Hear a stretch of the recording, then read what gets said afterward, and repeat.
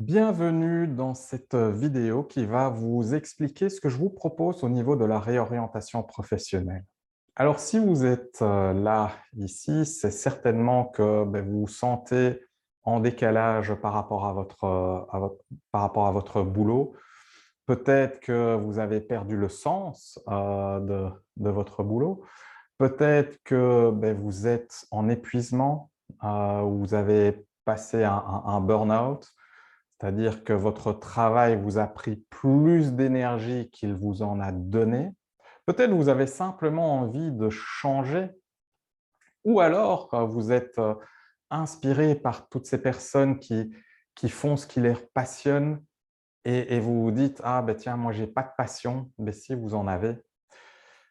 Ou à l'inverse, peut-être que vous avez un projet, mais vous vous êtes fait une idée, un fantasme par rapport à ce projet et donc il ne fonctionne pas et vous voulez vous réaligner, retrouver le projet qui va vous aider à avancer dans votre vie. Dans tous ces cas-là, vous êtes à la bonne place. Hem Et c'est ce que je vais vous partager dans cette petite vidéo, c'est vraiment notre approche. Alors pour ça, je vais vous partager heu, une approche que voilà, je vais partager mon écran. Voilà, avant d'aller dans le détail, hop, je vais vous partager les zones de vie. Alors les zones de vie, ça va certainement vous aider peut-être à comprendre ce qu'il se passe pour vous aujourd'hui et en quoi finalement la réorientation va pouvoir vous aider. Alors pour vous expliquer ça, je vais partir voilà, de manière très analytique, quelque part très mentale, hein, en vous proposant de regarder cela sous deux angles. L'angle du mental, l'axe du mental et l'axe du cœur. Et à partir de là, on définit quatre zones. Soit on n'écoute ni son mental, ni son cœur, on arrive dans la zone d'intolérance. Alors vous allez me dire, mais c'est quoi ça? Je ne comprends pas. Heu, très concrètement, j'ai des clients, j'en pense à un en particulier qui a fait des études universitaires, qui a réussi. Au niveau mental, donc il a des capacités, c'est indéniable. Et puis, les aléas de la vie ont fait qu'il est serveur dans l'horeca et c'est quelque chose, voilà, c'est pas quelque chose qui lui donne nécessairement de l'énergie. Au niveau du cœur, ça ne le fait pas vibrer. Il le fait, mais c'est pas quelque chose qui le fait vibrer. Donc il est dans une situation où mentalement, psychologiquement, il sait qu'il peut faire autre chose. Son cœur lui dit: «C'est pas ça non plus». Il est dans la zone d'intolérance. OK? Alors si on continue et qu'on n'écoute que son mental et pas son cœur, on arrive dans la zone de masque. Alors vous allez me dire: comment on y arrive là?» Alors, souvent, je vois parmi mes clients, des gens qui ont choisi leurs études par dépit, hein, parce qu'ils étaient mauvais pour une matière, ils ont regardé à l'opposé: «Qu'est-ce que je peux faire?» Ou les parents leur ont dit: «Tiens, toi, tu vas faire ça comme étude», ou il y a une pression sociale, hein: «Il faut faire tel type d'études pour être bien vu». Et pas de chance pour ces personnes, elles ont des capacités. Pas de chance, elles ont réussi. Et puis elles ont réussi, une chose en amène une autre, elles ont réussi les études, elles ont trouvé un travail et puis peut-être qu'elles ont évolué dans leur carrière et puis à chaque fois, en fait, on va remettre une couche sur, le masque. Jusqu'au moment où on se sent mais complètement en décalage avec son environnement. Hem Et ça peut aller loin parce que ce décalage, chaque fois, ça prend de l'énergie et c'est ce qui peut amener à un épuisement professionnel, à un burn-out. C'est qu'on va avoir un décalage au niveau de soi, au niveau de ses valeurs. On va voir que peut-être au niveau des valeurs, les valeurs du travail sont complètement différentes des siennes et donc ça va créer une tension qui va prendre beaucoup d'énergie et qui peut amener la personne à avoir différents types de maladies aussi. Alors j'ai dit que ça peut venir très jeune, mais ça peut venir à n'importe quel moment pour une raison X, Y, Z. On fait un choix pour satisfaire des valeurs qui ne sont pas nécessairement les siennes. On va dire c'est plus des valeurs de surface, que ça soit tiens, je vais prendre tel poste parce qu'il y a un statut, parce qu'on gagne beaucoup d'argent, parce que ça va me permettre d'offrir une sécurité à ma famille. Mais en fait, en faisant ça, on va nourrir des valeurs de surface, mais on ne va pas se nourrir soi. Et c'est ce qui fait qu'on crée un décalage de plus en plus important. Ça va? Et souvent, ce qui se passe, c'est que on passe de la zone de masque où au niveau mental, et on a des super capacités, hein, attention, et on a appris plein de choses grâce à ça. Et c'est ce qu'on verra aussi dans l'accompagnement. Mais ce qui se passe, c'est que des fois, on va, du coup, en réaction, on va à l'opposé. On va dans la zone de fantasme. C'est la zone où on va voir tous les aspects positifs et occulter tous les négatifs d'un projet.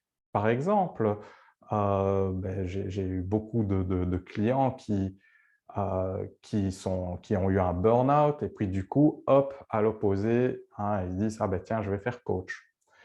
Et puis, ils ne prennent pas conscience qu'être coach, il y a aussi toute une série d'inconvénients. Hein, il faut que je me mette en avant, que j'attire des clients, que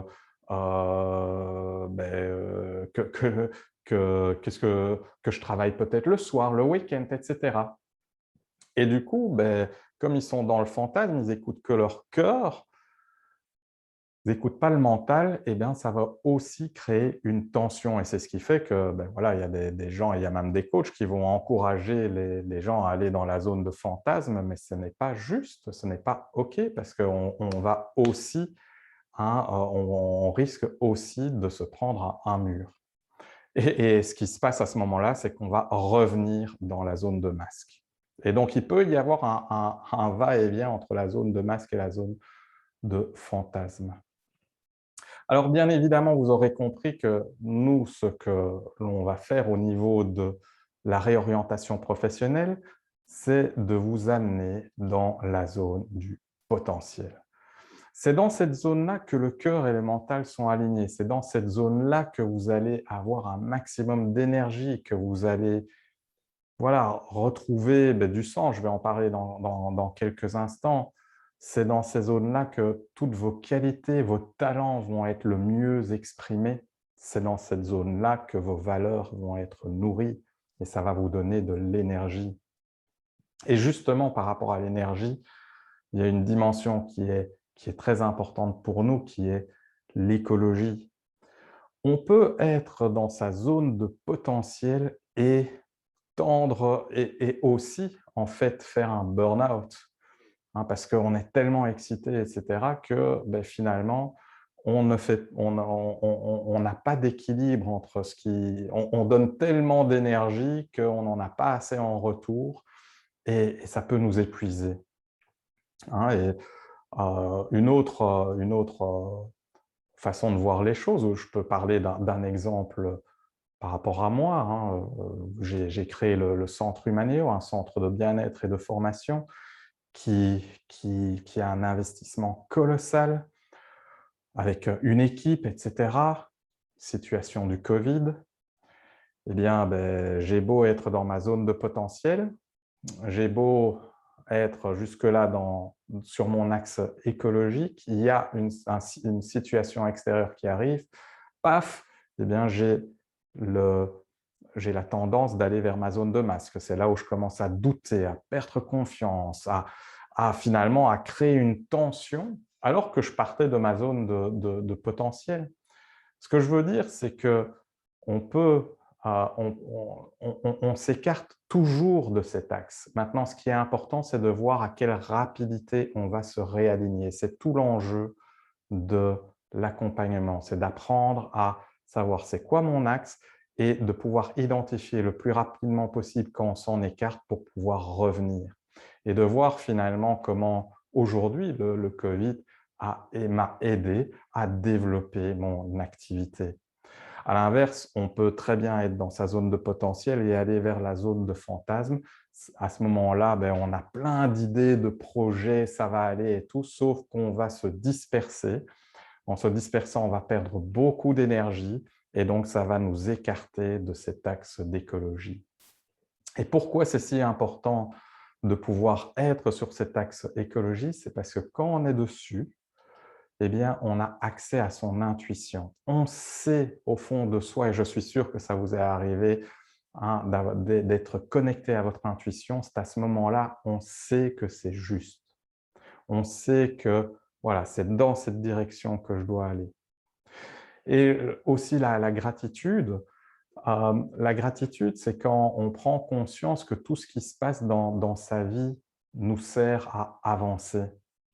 Et de prendre conscience que tout ce qui s'est passé derrière, tout ce qui s'est passé, peut-être que vous avez l'impression qui était difficile, vous sert à devenir la personne que vous souhaitez être. Et à partir du moment où on est dans la gratitude, l'intuition, eh bien là, on se dirige droit vers le sens.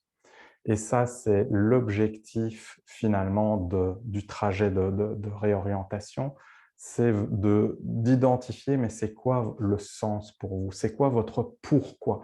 Pourquoi, en 2 mots, pourquoi vous êtes là, sur cette terre? Et pour qui?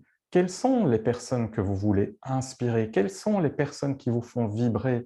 Quelles sont les personnes que vous voulez servir? Que ce soit au travers d'un produit que vous allez proposer ou au travers d'un service, hein, quels sont les gens qui vous touchent, qui vous permettront de vraiment vous dépasser et pourquoi? Et donc, c'est vraiment ça l'idée du trajet qu'on vous propose, c'est d'aller identifier, ben, tiens, c'est quoi ce pourquoi? Parce que c'est ce pourquoi, pendant le Covid, qui m'a permis autant j'étais dans le doute, la perte de confiance, etc., qui m'a permis de me dire, mais en fait, pourquoi je fais ça? Et finalement, l'option que j'ai prise avec le centre, la manière de le faire, c'est une manière d'atteindre ce pourquoi, mais il y en a d'autres. Et donc, ça m'a donné une ouverture sur plein d'autres choses à faire qui, aujourd'hui, ben, en fait, rajoutent une valeur ajoutée à mon activité que je n'aurais pas pu avoir sans cet événement.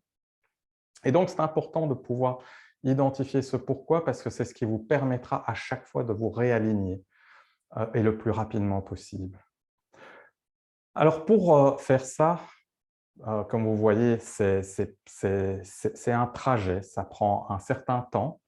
Hein, on ne change pas une vie en une séance, donc c'est un trajet qui se fait en 8 étapes. Alors, ces étapes peuvent être ben, modifiées, interverties, mais c'est pour vous montrer, dans le trajet, on va de toute façon aller au travers de ces différentes étapes. Alors, on commence souvent par mon journal de bord qui nous permet d'aller identifier, mais c'est quoi les événements importants de votre vie et d'aller rechercher, mais c'est quoi les apprentissages que je fais? Comment cet événement m'a servi aujourd'hui dans ma vie? Alors des fois, on va dire: «Oh, mais c'est pas facile, hein, quand, j'ai eu, des problèmes avec un manager et cetera, comment ça m'a servi?» mais si, vous avez fait des apprentissages et c'est ce qu'on va apprendre parce que à partir du moment où vous voyez les différents apprentissages que vous avez eus tout au long de votre vie, ça va vous aider aussi à pouvoir vous projeter dans votre futur.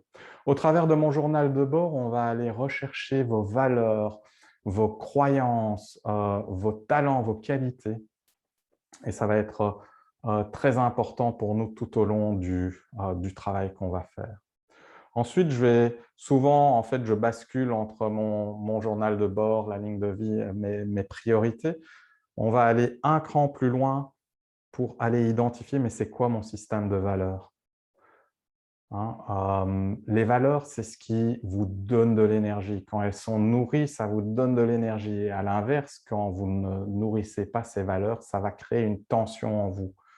C'est ce qui peut, c'est ce qu'on entend beaucoup aujourd'hui avec le Covid. Hein, ben tiens, hein. Se faire vacciner, c'est priver de liberté, ça crée des tensions, ça crée beaucoup d'animosité entre les personnes, mais c'est en fait des systèmes de valeurs qui se confrontent. Donc, si on a un système de valeurs qui est dans qui est la confiance, la collaboration, la connexion, ben, on se rend bien compte que l'orientation professionnelle va être complètement différente que si on a un système de valeurs qui est sur la réussite, la compétition, la maîtrise, le contrôle. Ça ne veut pas dire qu'il y en a un qui est meilleur que l'autre, ça veut simplement dire qu'il y a, suivant les valeurs qu'on a besoin pour se sentir bien, eh bien, on va se diriger on va prendre des directions différentes et c'est tout à fait OK.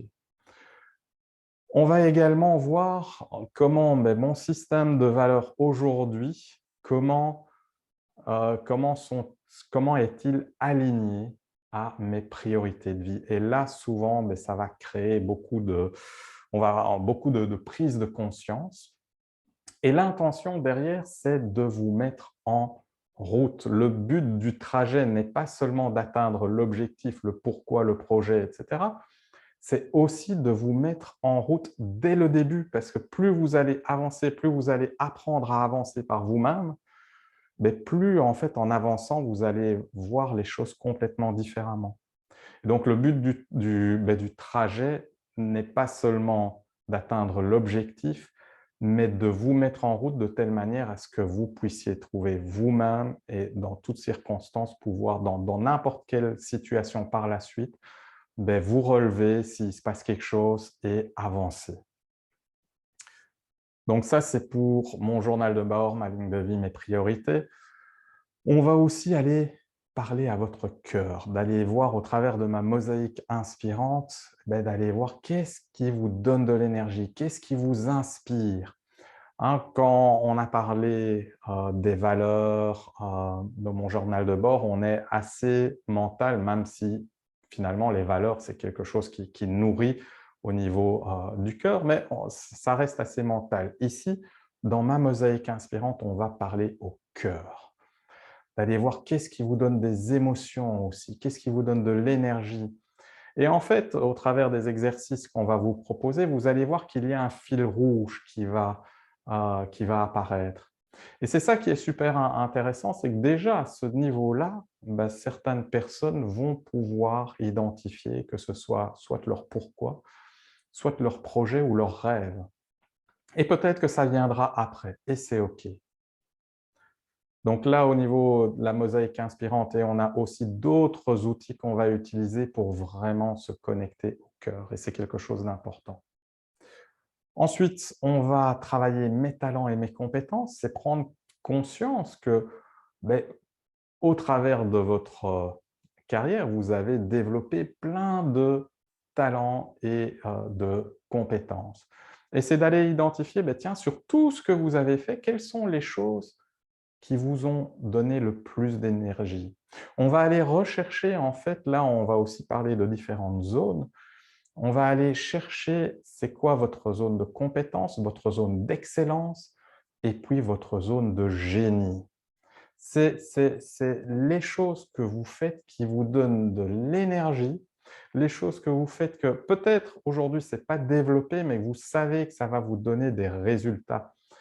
Et ça, c'est ce qui va être essentiel d'avoir dans votre projet. C'est quelles sont ces choses qui doivent absolument être dans votre projet. Et là aussi, suivant les personnes, déjà, là, le projet, il va complètement se former, ou voilà, on va continuer, de toute façon, on va continuer avec le programme, mais ça nous permet chaque fois d'alimenter finalement c'est quoi ce projet, c'est quoi ce rêve et c'est quoi pourquoi je le fais qui est vraiment je dirais le Saint Graal, entre guillemets. Ensuite, on va passer dans mes besoins professionnels. Alors pour ça, on va utiliser un outil qui est l'énéagramme, mais on va l'utiliser de manière assez innovante, dans le sens où on va travailler sur vous pour que vous puissiez apprendre à vous connaître, mais surtout faire dégager quelles sont les forces que vous avez et comment vous pouvez mobiliser des forces, des qualités facilement au travers du modèle de l'énéagramme. Mais aussi, on va faire en entreprise, on appelle ça un 360 degrés. C'est en fait, vous allez faire remplir un questionnaire par 6 personnes de votre entourage et voir, ben, tiens, finalement, quelles sont les qualités qui sont liées à l'énéagramme, quelles sont les qualités qu'ils perçoivent de vous. Alors, ce qui est super intéressant, c'est effectivement de voir, peut-être, ce qu'on va voir, c'est votre masque. Qu'est-ce que les gens perçoivent de vous? Et de voir, ben, tiens, peut-être que dans votre domaine plus social, familial, les personnes vont percevoir une partie de vous. Dans le domaine professionnel, ils vont percevoir une autre partie de vous. Et donc, cette séance va vous permettre non seulement de voir, mais pour vous, c'est quoi votre, voilà, votre profil là où vous vous sentez le plus à l'aise, où vous êtes vraiment vous, et puis de voir aussi le décalage avec peut-être votre entourage. Mais même ce décalage va faire émerger des forces que vous avez développées grâce au masque. Et ça serait dommage de ne pas les utiliser. À ce niveau-ci, on va avoir une idée beaucoup plus claire de ce que vous voulez faire. Et là, on va aller un cran plus loin, de se dire, mais ça serait quoi le rêve? Ça serait quoi mon environnement de rêve? Et là, quand on parle d'environnement, ce n'est pas simplement se dire, ben, tiens, dans un bureau avec des beaux tableaux, etc. Non, c'est se dire, voilà, avec qui, quel est le type de personne avec qui j'ai envie de travailler? Voilà, quelles sont les personnes que j'ai envie de toucher par mon service, par mon produit? Donc, pour qui je veux le faire? Et puis, de s'autoriser de rêver, de voir grand. C'est important ici de pouvoir se dire, mais ça serait quoi le truc le plus fou? Sachant que ben, c'est à partir du moment où on rêve et qu'on se met en marche vers son rêve qu'on va pouvoir le réaliser. Il y a quelques années d'ici, j'aurais jamais pu imaginer créer un centre de bien-être et de formation, de créer une école de coaching. Ça ne m'était même pas venu à l'idée jusqu'au moment où j'ai commencé à y rêver. Et là, c'est devenu réalité parce que je me suis mis en route par rapport à ça.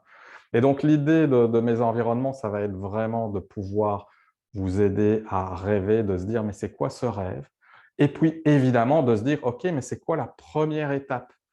La première étape, ça va être un premier projet. Peut-être qu'il faudra plusieurs projets pour arriver au rêve, mais se dire, OK, mais c'est quoi ma première étape pour avancer vers ce rêve? Et ce qui nous amène évidemment à la dernière étape, qui est le choix du projet. Et comme je vous l'ai dit tout à l'heure, l'idée, c'est de ne pas être dans la zone de fantasme, c'est vraiment de pouvoir mesurer le pour et le contre de ce projet, de voir comment ce projet est aligné à votre zone de potentiel. Donc, on aura vu, ben, tiens, ce projet, dans quelle mesure il va nourrir mes différentes valeurs, je vais pouvoir utiliser mes différents talents, mes compétences que j'ai acquises, dans quelle mesure il va être aligné à mon profil, à mes priorités de vie, à mon rêve, et vraiment se mettre dans la zone de potentiel et de voir, tiens, comment est-ce que aussi je suis sur un axe d'écologie, c'est quoi les premières étapes qui me permettent de rester sur mon axe écologique.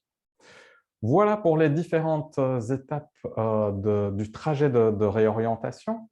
Alors, j'ai souvent la question de savoir, ben, tiens, combien de temps ça va prendre? Eh bien, je vais dire que c'est variable. Il y a des gens qui vont le faire voilà, qui sont très impatients au début, et puis ils prennent conscience que c'est bien plus que juste des séances de coaching, parce qu'il y a un travail aussi entre les séances qui vous fait grandir, qui vous fait évoluer. Et donc, des fois, on commence peut-être prendre un rendez-vous une fois toutes les semaines, et puis ça peut devenir toutes les 2 semaines, 3 semaines, je ne dis pas plus, parce que sinon on se déconnecte trop du projet. Mais voilà, c'est un trajet qui prend du coup au minimum 8 semaines. Il y a 8 à 9 séances jusqu'à, ça peut prendre plusieurs mois, suivant la fréquence que vous voulez suivre. Mais c'est vous qui la déterminez, ce n'est pas moi. Donc, si vous avez des questions par rapport à ce programme, n'hésitez pas à revenir vers moi. Vous pouvez prendre un rendez-vous et je discuterai volontiers avec vous pour voir par rapport à votre projet, qu'est-ce que vous voulez et dans quelle mesure ce programme est vraiment fait pour vous. Voilà, je vous souhaite une très belle journée et à très bientôt.